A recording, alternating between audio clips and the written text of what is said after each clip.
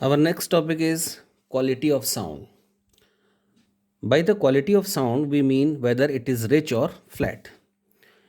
Even if sitar and sarod produces sound of same frequency and amplitude, you will be able to tell them apart because the quality of sound will be different.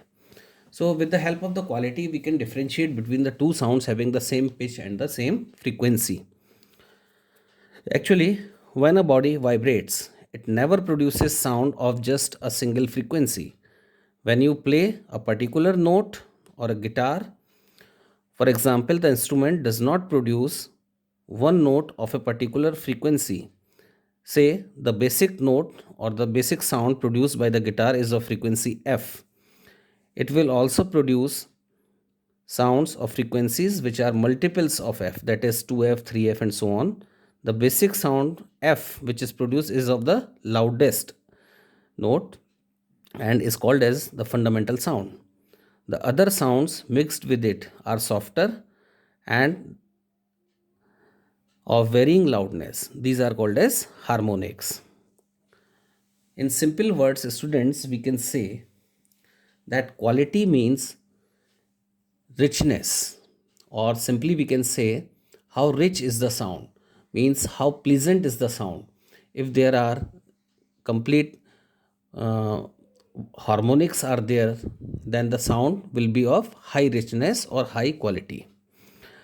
Okay, and lower will be the number of harmonics, the quality decreases. Now, next topic is music and noise. So what is the basic difference between music and noise? Suppose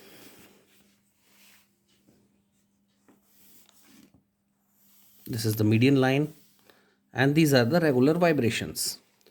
Regular vibrations means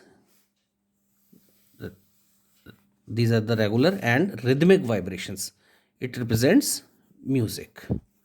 Whereas we are making another graph. In this, the vibrations are non rhythmic. Okay, so these non rhythmic vibrations they considered as noise. And noise is not pleasant to our ear, or simply we can say that the quality of music is good and the quality of noise is not good because it is unpleasant for our ears. Now, what is noise pollution? Noise is not only unpleasant to ear, it can also cause stress, anxiety, sleep disturbance, and permanent damage to hearing. The loudness of sound is measured in decibels.